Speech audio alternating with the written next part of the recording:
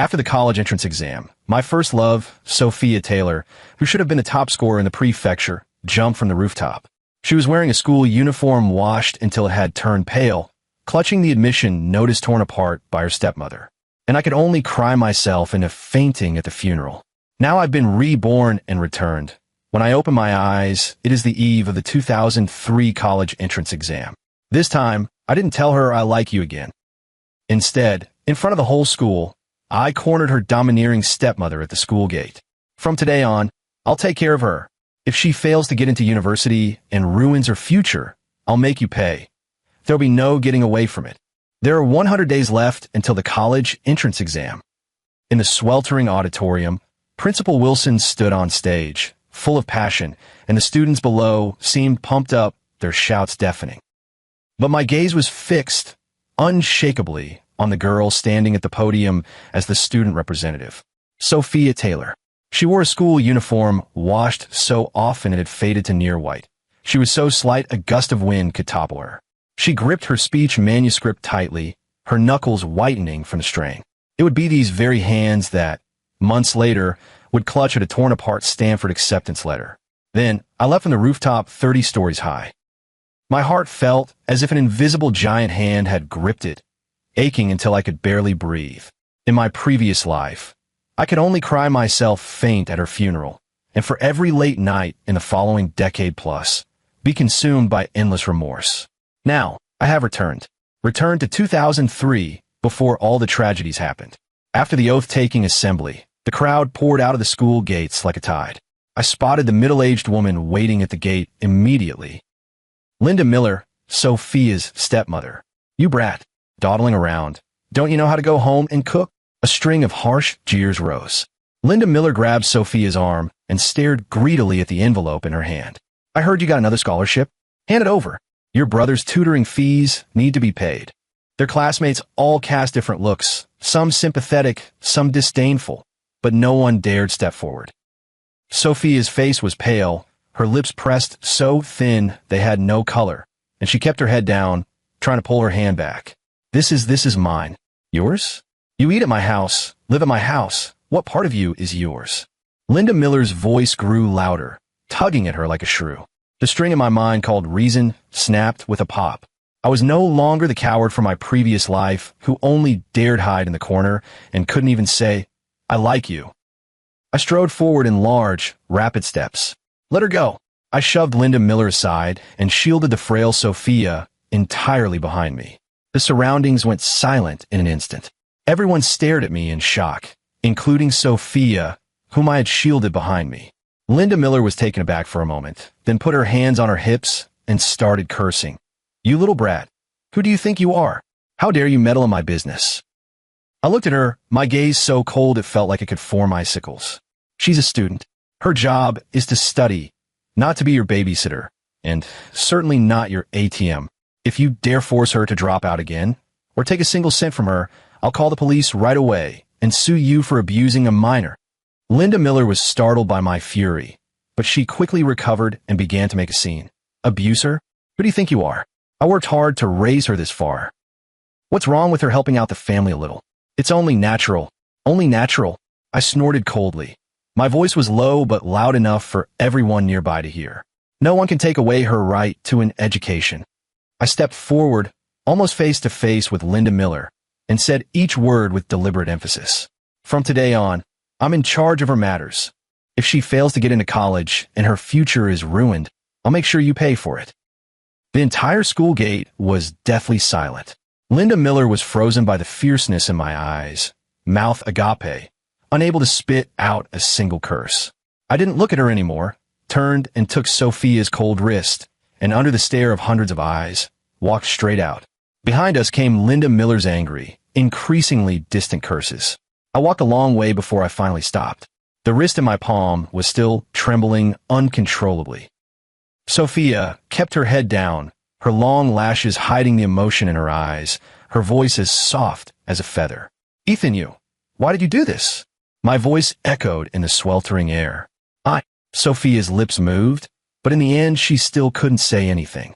The emotions in her eyes were too complex, shock, confusion, and a hint of panic I couldn't understand. I didn't force her again. I only said softly, "You're not wrong. It's the world that's wrong. But from today on, you have me." After speaking, I let go of her wrist. That patch of skin was cold, without a trace of warmth. We walked on in silence for a while and stopped at a fork in the road. I'm home." She pointed to a dim, dilapidated alley beside us. I looked at her, and she looked at me. After a long while, she turned and her slight figure quickly vanished into the shadows of the alley. I stood where I was until I could no longer see her, then let out a long breath. It's great to be the hero saving the beauty, but after the thrill is over, the problem remains. I patted my pockets, empty as ever.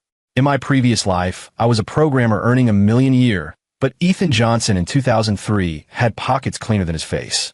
Linda Miller was the kind of tough, hard-as-nails woman you couldn't intimidate with mere bluster. To make her shut up for good, to make her never dare bully Sophia again, there was only one way. Money. Use money to hit her so hard she could never hold her head up again. Back home, as expected, Mom and Dad were already sitting in the living room, looking serious, like they were holding a formal family meeting. My mom spoke first, her tone full of worry.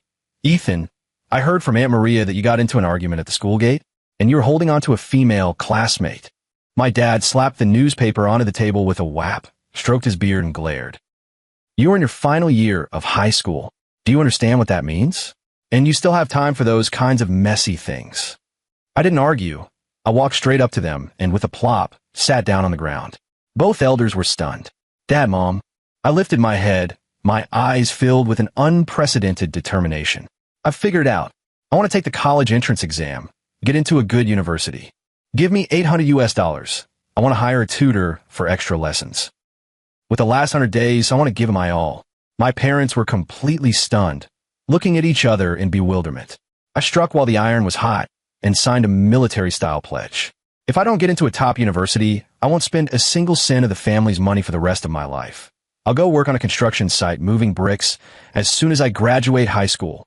When those words came out, my mother's eyes were the first to redden. "Child, what nonsense are you talking?" My dad was silent for a long moment, then took his wallet out of his pocket, counted 8 crumpled old man bills, and slapped them on the table. "Here's the money. If you dare cheat us, I'll break your legs." I picked up the cash and solemnly nodded. "Thank you, Dad. Thank you, Mom." I knew that the $800 was their savings from eating frugally for almost half a year, but that still wasn't enough. My target was the memory card. In 2003, MP3 players and digital cameras were just taking off. Small memory cards were hard currency, and the information gap was huge. Trinkets that bought for a few dozen dollars in the small town could be resold for $300 or $400. A highly profitable business. Startup capital should be at least $2,000. A chubby figure immediately sprang to mind. Michael Brown, my best brother in this life and the past. His family ran a small shop. The kid had saved quite a bit of pocket money on his own. I found him in his family's shop. He was watching the store while playing Contra on a Subaru learning console. Fatso. He didn't even look up. "What? If you want something, take it yourself and put it on the tab." I walked up in front of him and blocked the TV screen. "I'll make you rich. You in or not?" The fat guy finally looked up, sneering at me. "You? Make me rich? Make what kind of money? Make me hysterical?" I don't waste words with him. I lay everything out straight. "In 1 month, I'll turn your $1,200 into $10,000. PF. The chubby guy spat out the gulp of gin Libo he had just taken. He wiped his mouth and looked at me as if I were an idiot. "Ethan, you don't have a fever, do you? Do you want me to get you a packet of Banlangen?" I ignored his teasing and lowered my voice. "MP3, you know what that is? Digital camera, you know what that is? Those things all need something called a memory card. Right now at the Chicago electronics market, a 128M card costs only $60 or $70 wholesale. Do you know how much we can sell it for here?" I held out 3 fingers. $300. The fat man's eyes went wide instantly. Although he wasn't good at studying, his business sense was hereditary. "Really? The difference is that big. Trust me this once." I patted his shoulder. "We're brothers. When have I ever screwed you over?" The fat on his cheeks trembled as he was torn in a fierce inner struggle. After a long moment, he gritted his teeth, stomped his foot, ran into the inner room, and started rummaging through drawers. When he came out, he was holding a small package wrapped tightly in a plastic bag and handed it to me. Ethan, this is all I have, $1,200. I didn't even dare to spend the New Year's money my mom gave me. He scratched his head, his eyes showing a gopher-broke trust. Consider this my investment. If it makes money, give me a little of the cigarette money. If it loses, just think of it as me treating you to an all-night internet session. I took the money. It felt heavy. This was not just $1,200, but also a brother's trust. Don't worry. In a month, I'll make you a 10,000 yuan account. Once I had gathered $2,000, my mind was completely made up. I had already mapped out the entire route to Chicago electronics market in my head, even down to which stall to look for, what the owner's surname was, and how to haggle with him. Everything was under control. Just as I was about to go home and make a detailed plan, a cool, clear voice came from behind me. Ethan. I turned around. It was Sophia. She was standing not far away, the streetlight stretching her shadow along. It looked like she'd been waiting here for a long time. That day. Thank you. Her voice was very soft, but her eyes were bright like stars. But I'll take care of my family's matters myself. I looked at the stubbornness and aloofness in her eyes and suddenly smiled. This is Sophia, that girl who was prouder than anyone at her core. I nodded, saying nothing. I knew that any extra explanations or promises would sound like cheap sympathy to her. It's okay. You don't need to know what I'm going to do. You just need to wait. Wait for me to bring you a brand new world where no one will ever dare bully you again and place it before you. Weekend. Chicago. Fatty and I took the earliest green train, clattering for 3 hours, and finally arrived at the electronics district. A mix of cheap plastic and solder permeated the air. I moved with practiced ease, slipped past the booze hawking to customers, and dragged the fat man to the most secluded corner. The stall owner was a middle-aged man wearing gold-rimmed glasses, bent over a newspaper and looking half-interested. In my previous life, it was him who, starting from this little counter, became a titan of the city's digital scene a few years later.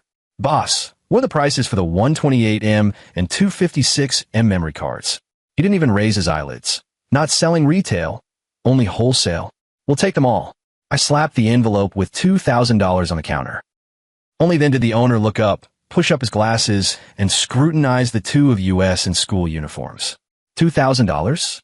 Do you think you're buying spicy strips? He scoffed.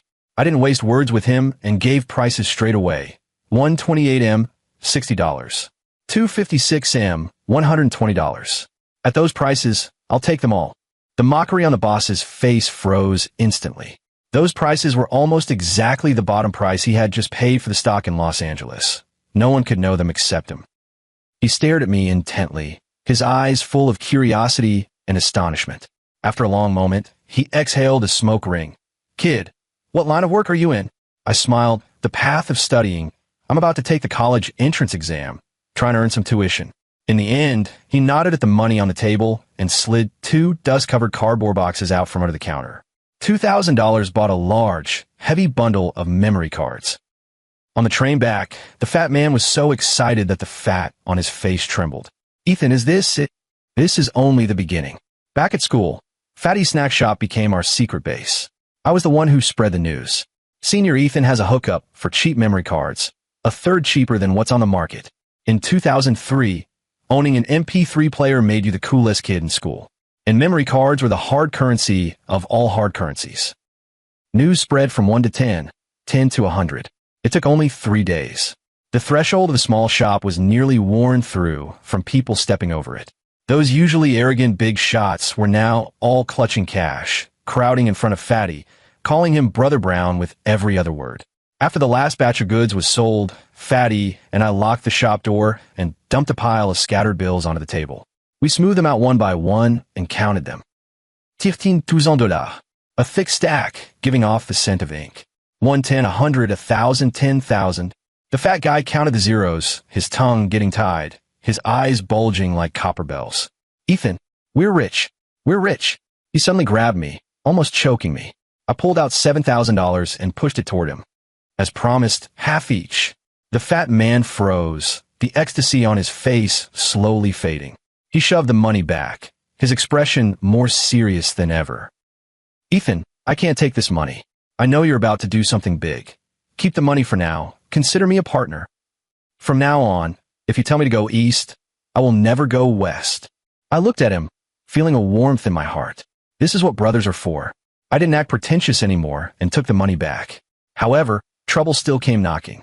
I had just returned to the classroom when the homeroom teacher called me into the office. As soon as I entered, I saw Linda Miller sitting there wiping her eyes. The moment she saw me, her wailing grew louder. "Teacher, you have to stand up for our Sophia. It's this Ethan. He leads her astray every day. Our Sophia is completely infatuated with him. She can't focus on her studies at all." The homeroom teacher was a recent college graduate, surnamed Clark, Ms. Emily Clark, and she was looking at me now with a troubled expression. "Ethan, this." I ignored her completely and walked straight up to Linda Miller. In front of Ms. Clark, I took $500 out of my pocket and, with a slap, placed it on the desk in front of her. The office went completely silent. Linda Miller's crying also came to an abrupt stop, her eyes fixed tightly on those 5 green bills. "Aunt Miller, sorry for scaring you last time. This is compensation for your emotional distress." I gave a slight smile, my voice soft but like a needle. "Is it enough? If not, I have more." Linda Miller's face instantly flushed the color of liver. She wanted to lose her temper, but couldn't bear to give up that sum of money.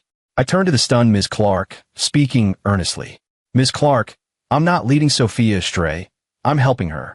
Think about it. A student who is constantly harassed by her family, worried her tuition will be taken. How could she possibly concentrate on her studies? I just wanted her to have a quiet study environment for the last 100 days. Is that wrong?" Ms. Clark's gaze swept back and forth between me and the greedy Linda Miller, her expression shifting from awkward to understanding.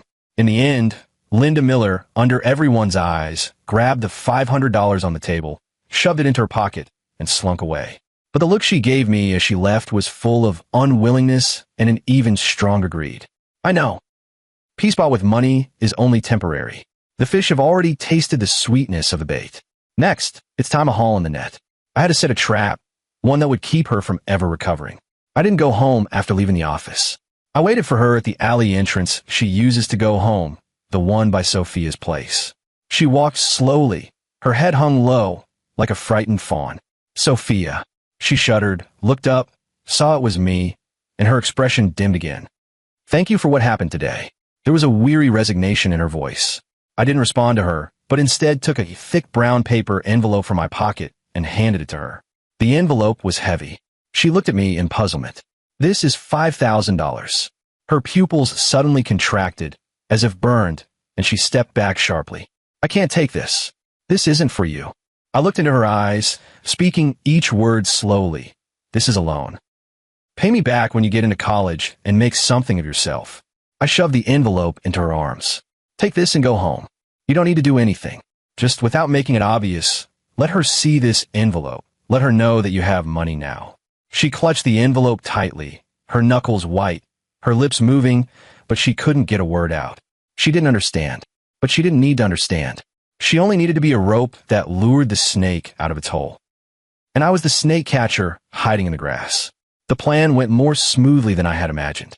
The next night, an unfamiliar number called the landline at Fatty's convenience store. The call was from Sophia. Her voice was choked with tears she couldn't hold back. "She stole the money. She pushed me down." "Got it." I hung up the phone, expression calm. "Fatty, let's go." "Where are we going, Ethan?" "To catch a thief." I contacted MS Clark in advance, and also got 2 burly security guards from the school. The explanation was simple. I was worried Sophia's stepmother might harass her again and affect her college entrance exam, so I asked the teacher and the guards to come as witnesses, just in case. When we arrived at that dim alley, Sophia's front door was ajar. Inside came Linda Miller's sharp, vicious curses and Sophia's despairing cries. I kicked the door open. Inside, Sophia had collapsed to the floor. A long, bloodied gash ran down her fair arm, shocking to see. Linda Miller was standing with her back to the doorway, clutching that manila envelope in her hand, a greedy, triumphant smile on her face. "Why are you crying? Your brother's sick. What's wrong with you using some of your money? I'm your mother." Her words had barely fallen when she saw me at the door and Ms. Clark and the security guard behind me. Her face instantly went pale. "Linda Miller." I took a step forward. In front of a teacher and a security guard, openly stealing property from a minor student. "What nerve you have." Ms. Clark, seeing the wound on Sophia's arm, went ashen with anger. "Ms. Miller, what are you doing? This is too much." Linda Miller's eyes rolled, and she immediately switched faces, starting to throw a tantrum. I didn't steal it. She gave it to me of her own free will. She's my daughter. It's only right that she honors me. Is that so? I snorted, took a compact MP3 player out of my pocket, and pressed play. The earlier conversation could still be heard clearly from inside. Your younger brother is sick. What's wrong with you spending your money? I'm your mother. Give it back to me. That was money Ethan lent me. Ah. A scream. Sophia being shoved to the ground. The recording finished playing. The office was deathly silent. Linda Miller's complexion went from ashen to ghastly pale, her whole body trembling like a sieve. A student was robbed, and evidence was left behind. She knew this was serious, but she still clung to a shred of wishful thinking. At most, she'd scold and educate, then return the money. Ms. Clark also thought the matter was over and was about to speak to handle it. Sophia also lifted her tearful eyes, thinking the nightmare had finally ended. I looked at Linda Miller, at her stubbornly greedy face that wouldn't admit defeat, and smiled slowly. Oh, right, Aunt Miller. I forgot to tell you something. My voice was soft, yet like a heavy hammer, pounding on everyone's heart, just to test how big your appetite really is. The $5,000 I gave Sophia. It was all play money kids used to play house. The whole world seemed to be muted. The color drained from Linda Miller's face. Incredulous, she trembled as she tore open the envelope. A stack of banknotes stamped Children's Bank was scattered all over the floor. Sophia looked at me in shock. In her eyes, there was bewilderment, incomprehension, and more than anything, a fear of a stranger. The familiar boy in her memory had, at this moment, become unrecognizable. Linda Miller's twisted face let out an inhuman scream when she saw the Children's Bank play money on the ground. The sound was grating and sharp, full of utter terror and collapse. Counterfeit. She seemed to have all her strength drained away, collapsing to the ground and wildly slapping at her hands as if they were stained with the filthiest thing in the world. What are you all standing there for? Hold them down. Miss Clark was the first to react, shouting at the two security guards. She was a recent college graduate and had never seen a scene like this, but her sense of duty as a teacher forced her to stay calm. Her hand holding the phone was trembling. Hello, is this 911? This is... Just as Ms. Clark was calling the police, heavy footsteps came from the alley entrance, and a tall, burly figure walked in against the light. What's all the noise at home? Did something happen? The person who came in was a dust-covered middle-aged man, wearing an oil-stained jacket, his face showing the exhaustion of a long journey. It was Sophia's father, James Taylor, a truck driver who had spent years running long-distance freight. He looked at the mess in the house and was completely stunned. His wife was pinned to the ground by two uniformed security guards, writhing like a madwoman. His daughter slumped into a corner, her arms streaked with glaring blood, tears streaming down her face. A young teacher was on the phone calling the police, two unfamiliar students standing beside him. What on earth happened? Collapsed on the ground. Linda Miller saw her savior and immediately mustered all her strength, struggling and crying out, James, you're finally back. Look at them. They're ganging up on me. She pointed at me and Sophia with venom, beginning to twist the truth. It's this brat. He lured Sophia away. They're going out at school, shameless. Now, they've even conspired to use counterfeit money to frame me. Look at your good daughter. She'd even con her own mother for some street kid. James Taylor's expression changed in an instant. He was a typical old-fashioned man, quick-tempered and single-minded. He couldn't make sense of any scheme, nor would he listen to any explanations. All he saw was his wife crying, his daughter hurt, and a strange youngster standing there coldly like an outsider. His anger shot up to his temples in an instant. You little brat, he shouted like an enraged bull, swinging his fist and charging at me. Get away from my daughter. The fat guy was so scared he blurted, holy, and instinctively reached to pull me back, but I held him down. I didn't move. I didn't even blink. Stop him. The policeman and the security guard were quick-eyed and quick-handed. One took him from the left and the other from the right, holding James Taylor so that his pot-sized fist stopped less than 10 centimeters from my nose. Officer, you're handling a case. Calm down. I walked around the enraged James Taylor and went to the policeman who had just hung up, handing over the MP3 player in my hand. Officer, this is evidence.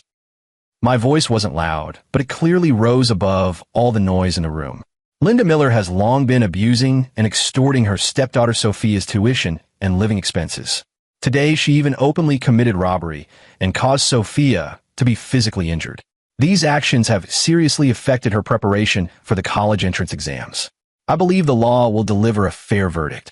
I didn't argue a single word with James Taylor. Arguing with someone whose head is clouded by rage is the most foolish thing in the world. I only need to present the facts to the person with the authority to adjudicate. The police took the MP3, listened to the clear recording inside, then looked at the counterfeit bills on the ground and Linda Miller, his expression growing increasingly severe. James Taylor was still struggling and cursing, and Linda Miller was still throwing a tantrum and wailing. And Sophia, who had been silent the whole time, slowly stood up at that moment. She wiped away her tears, and in those eyes that had once been dull, it was as if two flames had been lit. She looked at her father, the man she had once depended on completely, who now, without distinguishing right from wrong, was about to strike the person who had helped her. The grievances, pain, and disappointment she had stored up for years erupted completely at this moment. "Dad!" Her voice was soft, but carried a resolute tremor that made James Taylor freeze mid-motion. "He didn't lead me astray. He was helping me. Do you really not know how Linda Miller treated me all these years? She stole my tuition to gamble, grabbed my living expenses to buy a game console for her son. Even the money you gave me for New Year to buy flowers for my birth mother's grave was taken by her. She's right. I did betray her for a wild kid. Because when I was at my most desperate, the one who pulled me up wasn't you, my father, but this outsider." The last sentence was like a knife, viciously plunging into James Taylor's heart. He froze completely. He had a vague awareness of his wife's skimping on their daughter's living expenses, but he always thought it was a woman's matter. Being a stepmother is hard, and as a man he shouldn't interfere. But he never knew that Linda Miller would even dare to touch the money he spent on flowers for his deceased wife.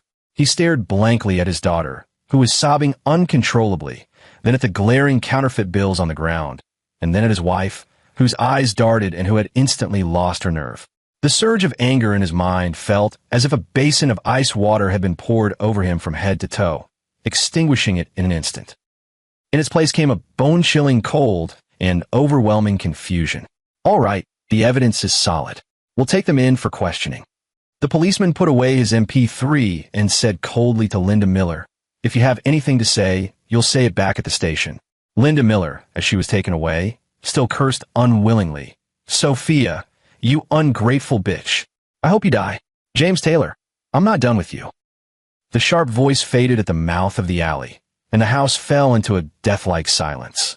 James Taylor sagged like a deflated balloon, letting go of the security guard's hand in a daze, his eyes hollow as he looked at his daughter, as if he didn't recognize her.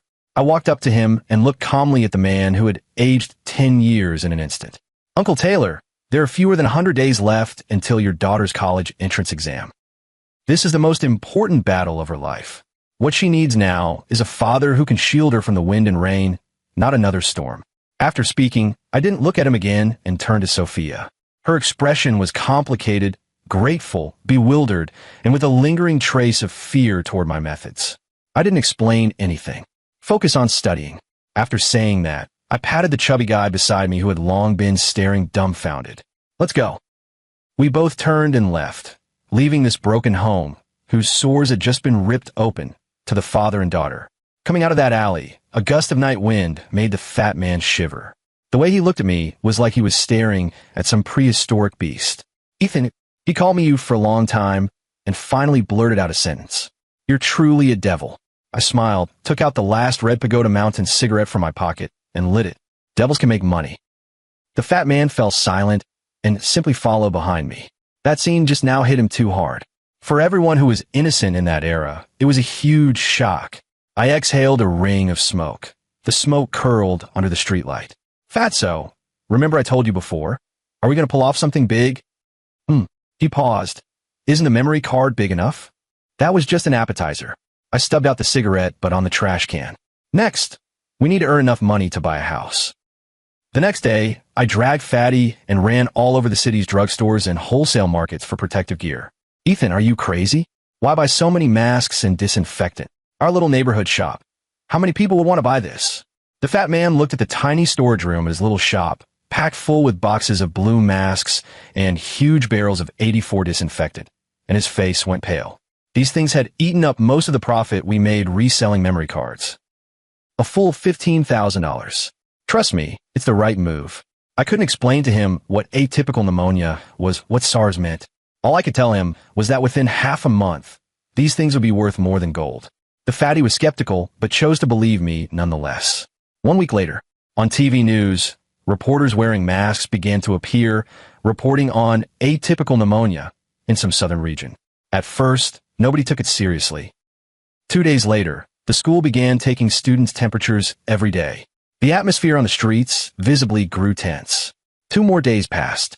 Panic swept the entire city overnight. Masks and disinfectant at pharmacies were bought out. Prices changed every day. Ethan, something terrible has happened. The fat guy rushed to my house in a panic. We hit the jackpot. He babbled incoherently, his face flushed bright red, clutching a handful of change. The line in front of our little shop reaches all the way to the alley. Don't panic. I was unusually calm. Let your parents watch the shop. We'll go restock. Restock? Where are we going to find any goods? There are. I took him to a nearly bankrupt work safety supplies factory in the Chicago suburbs. In my last life, I remember this factory was resurrected because of that SARS outbreak. We bought almost all of their remaining inventory at a relatively fair price. When we pulled the fully loaded tricycle back to the small shop, Fatty's parents looked at me with near worship in their eyes. This nationwide storm became a cash machine for me alone. Half a month later, the storm had gradually settled. I sat in the chubby guy's convenience store, taking stock of the final spoils. A bank card was pushed in front of me. Ethan, it's all here. The chubby guy's voice trembled. After deducting all costs, our net profit was $150,000. $150,000. In 2003, for 2 high school students, this was a fortune big enough to change their fate. I didn't look at that card. Fatty, come with me somewhere tomorrow. Where to? The computer market. The next day, we stood in Chicago's largest electronics marketplace. The air was filled with a mix of new plastic and circuit boards. All around, vendors were shouting about the latest Pentium 4 processor and 128 megabytes of memory. The fat man wandered through like Granny Lou entering the Grandview Garden, finding everything novel. I walked straight to the largest stall. Boss, set up 2 machines. Sure thing. Little brother, what specs do you want? For Legend or Miracle? I'll recommend the best value for money. The boss greeted me enthusiastically. I gave him a string of model numbers directly. From a CPU to the motherboard, from a memory to the graphics card, down to every brand and specification. The smile on the boss's face froze. He knew he was dealing with someone who knew their stuff. These 2 setups come to $12,000. He honestly quoted a price. $11,000 US for the 2. Throw in 2 256 megabytes, Kingston memory sticks, genuine retail. I looked at him. I know the price you buy them for. The boss broke out in a cold sweat, then finally gritted his teeth. Deal. The fat man standing nearby was already staring in dumbfounded awe. He felt that my demonic image had become even more imposing today. Both brand new computers. One was taken back to my place, the other shoved into the storage room of the fat man's convenience stall. I sat in front of the screen, watching that familiar Windows XP startup image and listening to the classic boot music. As if separated by ages, I opened the programming software, placed my fingers on the keyboard, and a long-lost sense of familiarity spread through my whole body. Code was the true weapon of my past life. The fat guy leaned over to look at those hieroglyphic-like characters on my screen. Ethan, what are you doing with this stuff? This is harder to understand than English. I didn't turn around. I took a thick book out of my backpack and tossed it to him. On the cover of the book, a few large characters were printed. C++ Primer Plus. The fat guy took the book, his expression like he'd been handed a hot potato. What is this thing? Your future. I typed the first line of code. Fatso, the era of masks is over. From today on, welcome to the golden age of the internet. The chubby guy's copy of C++ Primer Plus hadn't even warmed up when Sophia showed up. She was holding a bag of apples, standing at my doorstep, a little awkward. Aunt, I'm here to see Ethan. My mom cheerfully welcomed her in, looking at her more affectionately than she looked at me. When Sophia walked into my room, I was furiously typing at the full-screen, heavenly book, my keyboard crackling under my keystrokes. She looked at the brand new computer, then at me, her lips moving slightly. The college entrance exam is only a little over 10 days away. Her voice was very soft, with a faint, barely noticeable worry. Are you still looking at these? I stopped what I was doing and turned to look at her. Today she was wearing a school uniform washed until it had faded, but those eyes were astonishingly bright. I smiled. I'm not worried about the college entrance exam. She froze, seeming not to understand where my confidence came from. Of course, I couldn't tell her that I had already paid back all the high school knowledge to the teacher, principal, and interest. In a proper exam, I couldn't beat her. So I had to take another path, a route not many people in this era had traveled yet. Don't worry, the mountain man has his clever plan. I pointed at the lines of code jumping on the screen and said in a volume only the two of us could understand, "This is my calling card." The college entrance exam arrived on schedule. Outside the exam hall, my mother kept urging me repeatedly, and my father handed me a bottle of water, his expression complicated. I patted Fatty's shoulder. His legs were shaking with nerves. And Sophia, when she walked into the exam hall, glanced back at me. There was no longer the old inferiority and timidity in her eyes, only calmness and resolve. I knew that without the burden of Linda Miller, she would soar higher than in the previous life. After finishing the exam, I locked myself in my room completely, working around the clock as a coder. Fatty and Sophia would occasionally come by. Fatty came to see the spectacle and was amazed every time. "Ethan, can this thing really get you into a university?" Sophia came to see me. She didn't say much. She just sat quietly beside me, cleared away the instant noodle bowl on the table, and put down a cup of warm water. My mom has completely taken her as half a daughter-in-law. Every time she comes, she holds her hand and asks 1,000 questions, and when she leaves, she insists on stuffing her with a bunch of food and drinks. "Aunt, really no need." Sophia always declined, her face reddening like a ripe apple. In the end, I stepped in. "My mom bought too much. If you don't take it and it expires later, it'll just have to be thrown away. What a waste." She only half-heartedly accepted it then, lowering her head and whispering a thank you. The day the college entrance exam results came out, Sophia unsurprisingly became the top scorer in our province. Her score was absurdly high. She could pick Stanford or MIT at will. That night, she came again. The summer night breeze carried a trace of heat. The two of us sat in the courtyard. For the first time, she wasn't wearing her school uniform. She had changed into a pale yellow dress. "I might go to school in Los Angeles." She looked at the stars in the sky, her voice very soft. After a while, she turned her head and looked at me. "And you? What are your plans next?" Her eyes were brighter than the stars in the night, holding something I couldn't understand at the time. My mind was full of code about to be wrapped up, thinking about how to fix a crucial bug. "I don't know," I answered casually. The air seemed to solidify in an instant. The light in her eyes dimmed bit by bit, visibly to the naked eye. "Oh." She lowered her head and stood up. "I'm going back first." Watching her slightly lonely back, I felt inexplicably irritated for a moment, but the feeling was soon overtaken by the logic of the code. Since that day, Sophia didn't come to my house for a long time. Not until the day before she was to register at the university did I wake up from my mom's nagging. "That kid Sophia is taking the train to Los Angeles tomorrow. I don't even know if she'll tell us." Los Angeles, train. That night, the question she asked me exploded in my mind like a thunderclap. "And you? What are your plans next?" She wasn't asking about my future plans. She was waiting for an answer from me. An answer about our future. I'm such an idiot. I sprang up from the chair, grabbed my coat, and rushed out. "Mom, I'm going out for a bit." I headed straight for the intersection and flagged down a taxi. "Driver, to the train station. Go as fast as you can." I stared hard at the streets whipping by outside the window, my heart pounding like it would leap out of my throat. When we arrived at the station, the T-108 train to Los Angeles was undergoing its final boarding check. I pushed through the crowd, searching car by car along the platform. A jarring door-closing warning sounded over the PA. "Sophia." At last I saw that familiar figure by a train window. I slammed my hands against the train window. She turned her head, saw me drenched in sweat, and froze completely. She shoved the window open a crack. The train began to move slowly. I ran alongside the train, and through that crack, using all my strength, I shouted, "Sophia, wait for me in Los Angeles. I will definitely find you. I still have a huge surprise for you." She seemed to have finally received the answer she wanted. Tears mixed with a smile, blurred by the wind. The train sped up, and I gradually couldn't keep up. I stopped at the end of the platform, watching that green train vanish from sight, gasping for breath. After coming back from the station, I locked myself back in my room. The restlessness in my chest, like water brought to a boil, I poured entirely into the keyboard. Sophia, wait for me. The surprise I promised you will definitely give you a big shock. In the last few days of August, I hardly slept a wink. In the room, the smell of instant noodles mixed with coffee. Every time a fat guy came in, he had to pinch his nose. Ethan, are you writing code or cultivating immortality?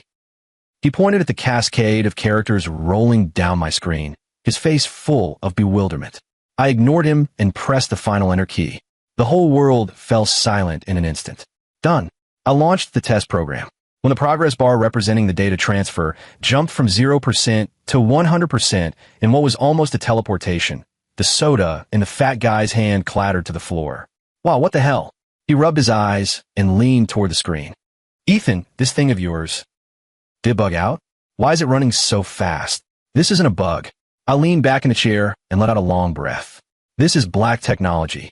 That night, using a newly registered alternate account, I posted on the country's largest programmers forum. A brand new underlying protocol for instant messaging, theoretically 5 times faster than OICQ, with an open source test package attached. After posting, I closed my laptop and buried myself in sleep. I slept like the world had gone dark. When I woke up, the whole American internet had already exploded. My post had been pinned, highlighted, and featured with over 100,000 replies. The OP brags without preparation. 5-fold? Why not say 50-fold? Someone above, I downloaded the test build. I am speechless. Jesus. I ran through it. This is real. This fucking is real. The speed crushes everything. This is on a completely different level. Which master coder wrote this? Please take me as your disciple. All staff of Penguin Company's technical department, begging the original poster for contact information.